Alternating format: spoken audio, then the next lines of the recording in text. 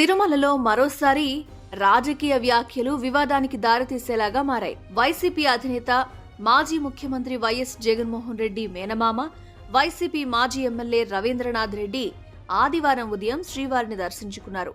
ఆలయ దర్శనం పూర్తయిన తర్వాత బయటకొచ్చిన ఆయన మీడియాతో మాట్లాడారు. అయితే ఈ సందర్భంలో చేసిన వ్యాఖ్యలు రాజకీయపరమైనవిగా ఉన్నాయని టీటీడీ భావిస్తోంది.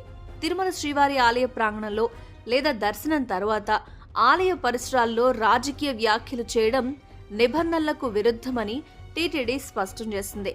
ఈ నేపథ్యంలో రవీంద్రనాథ్ రెడ్డి చేసిన వ్యాఖ్యలను టీటీడీ విజిలెన్స్ విభాగం రికార్డులు, వీడియో ఫుటేజ్ ఆధారంగా పరిశీలిస్తున్నట్లు సమాచారం అందుతోంది. మొదట వివరాలు సేకరించిన తర్వాత ఆ వ్యాఖ్యలు నిబంధనల ఉల్లంఘన కిందకు వస్తాయని తేలితే తగిన చర్యలు తీసుకునే అవకాశం ఉన్నట్టు తెలుస్తోంది. తిరుమల ఆలయం దేశవ్యాప్తంగా ఉన్న భక్తులకు ఆధ్యాత్మిక కేంద్రం మాత్రమే కాకుండా రాజకీయ ప్రభావం లేని పవిత్ర స్థలంగా గుర్తింపు పొందింది. అందువల్ల ఏ పార్టీ నేత అయినా ఆలయ ప్రాంగణంలో రాజకీయ వ్యాఖ్యలు చేయకుండా ఉండాలని టీటీడీ పదే పదే సూచనలు చేస్తోంది.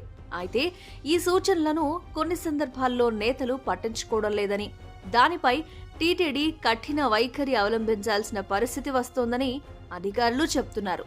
రవీంద్రనాథ్ రెడ్డి వ్యాఖ్యలపై పరిశీలన పూర్తయిన తర్వాత ఈ ఘటనపై టీటీడీ అధికారికంగా స్పందించే అవకాశం ఉంది.